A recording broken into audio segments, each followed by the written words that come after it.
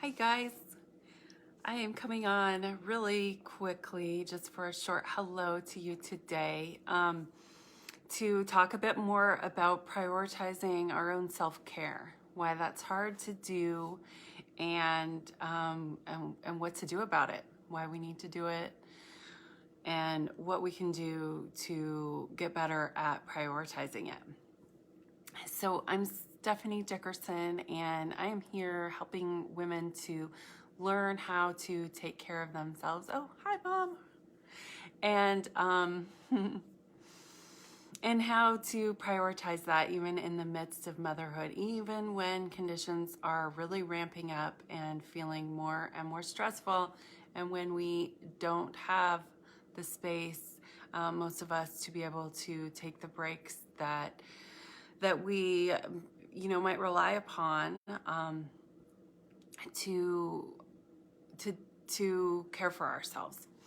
And what was coming up for me, why I wanted to come on and say hello to you today, was I was chatting with someone in the comments, and I was thinking about the oxygen mask principle, which you might have heard before in relation to self-care, but I know you all know from back in the days when we used to get to go places on airplanes whenever we wanted, but that in the case of turbulence, please secure your oxygen mask before those around you. I don't think it would be outrageous to say that our whole world is in a situation of turbulence now, and that this principle really applies to us. So we need to take care of ourselves first. So yesterday when I talked about the first reason why it's hard to take care of ourselves, why it's hard to settle down and slow down and take care of ourselves, the first reason is that every fiber in our being, every cell in our body is telling us not to do that, to stick with the survival strategies, the coping strategies we know will ensure our life that have worked up until this point. Our tendencies towards fight, flight, freeze, or fawn. So what I said we can do about that is to acknowledge the extent to which our physiology is working against us, so that we can cut ourselves some slack, and that we can take off that self-criticism and the self-judgment that makes this so heavy and hard to move through. So when we acknowledge that we are literally in a life and death situation, it feels like that to our physiology. And in some ways that's what's happening, is that our physical survival, our financial survival is now less of a certainty, right? So we're in this collective circumstance of turbulence, of we don't know if this bird is going to stay in the air. And so we need to follow the protocol outlined to ensure our safety, which is not to fight against the circumstances, not to ultimately, not to just distract ourselves, like this is not the time to pull out the magazine, right? It's not the time to just ignore what's happening. And it's not the time to just make sure everyone around you is okay, right? That's the fourth and least talked about one of our survival strategies, which is called fawn, or please and placate. The tendency that we have to try to ensure our own safety by making sure everyone around us is okay first.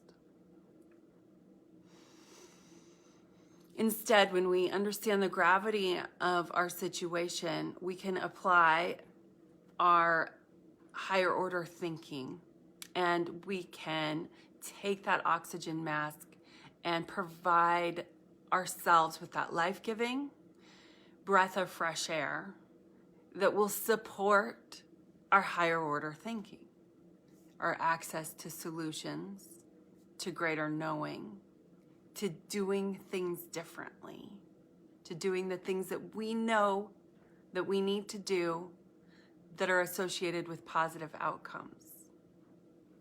Things like drinking our water, practicing mindfulness, doing yoga, doing meditation, not drinking, not smoking, not vaping, not doing those coping strategies, staying up late at night watching Netflix.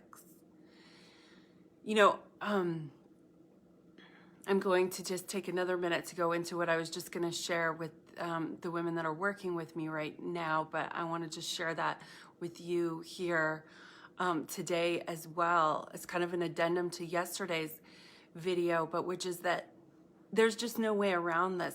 We have to be fierce about this at this time. We have to be fierce about taking care of ourselves first.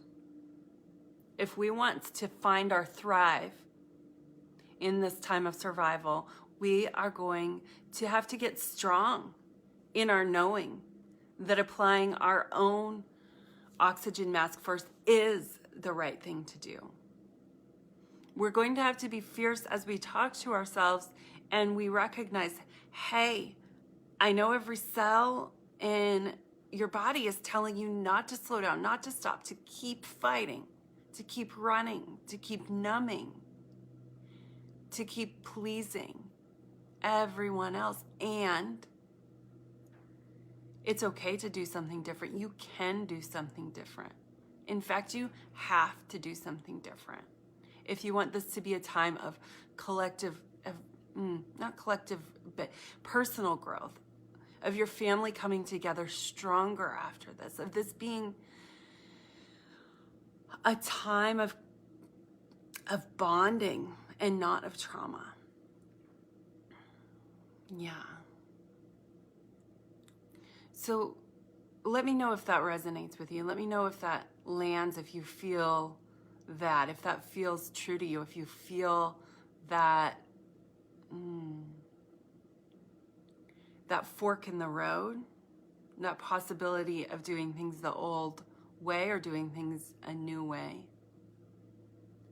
of recognizing that it might make someone else uncomfortable for me to put my own needs first, and that's okay. I might have to ask for something in a new way from someone else, from my partner, from my kids. They might need to be uncomfortable for a minute.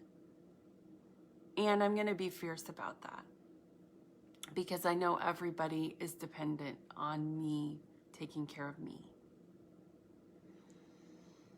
So I hope this spoke to someone today, and that I'm really, my desire is to really be of service and to show up for you. And the way that I can best do that is if you share with me what lands and what you're struggling with, what questions you have, what resistance arises in you. How can I help? I have a free life support coaching call available to any mama who is willing to take it, who's willing to do the work of booking the call, filling out the application form, and showing up to talk with me. I promise you will get so much out of it. I promise you will feel better at the end of it. And I would just love to be in conversation with you. So please reach out. Thank you. Bye for now.